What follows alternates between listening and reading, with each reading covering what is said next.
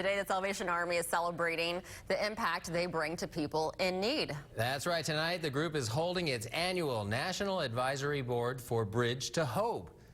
And that's where we find Mark Mathis, who is live at the Joan Kroc Center. He is causing all kinds of trouble out there, and he's standing in front of the In-N-Out truck just to taunt us. How dare you?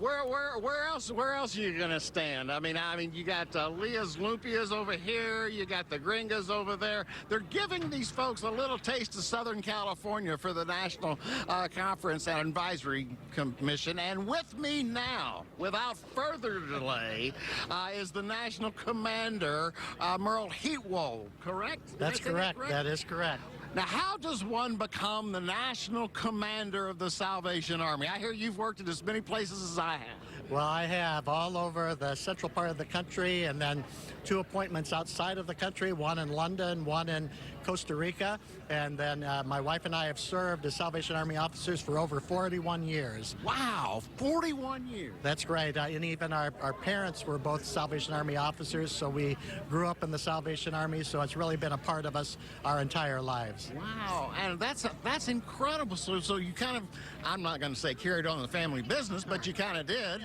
And what are some of the most interesting, touching things that have come across your life as now the commander of the Salvation Army?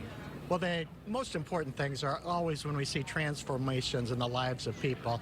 When we see someone who's been controlled by addiction, who gets their life together and is able to start working again. When we see young people go out to a summer camp and have a safe place to go during the summer months when they might have a very difficult situation back at home.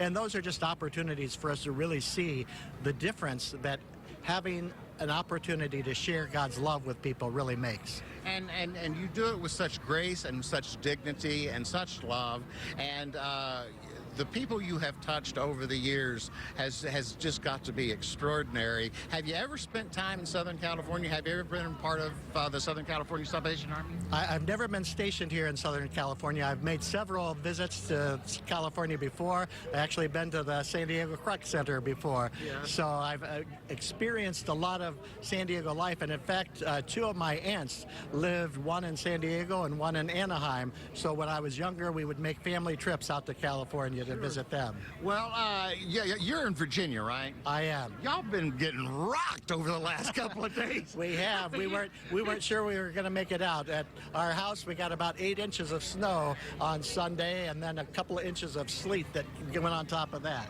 Come here. If you haven't spent time in Southern California, I want to introduce you to one of the staples here. This is In-N-Out Burger. Have you ever had an In-N-Out Burger before? I have, but it's been a long time ago, so I'll be happy to try one again. Could I get an In-N-Out Burger for the commander here? Oh, there you go, right there, right there. That's Southern California. That's what you'll enjoy. Thank you so much. I really appreciate it. Thank you. We are going to talk a little bit. Oh, I'll have one too.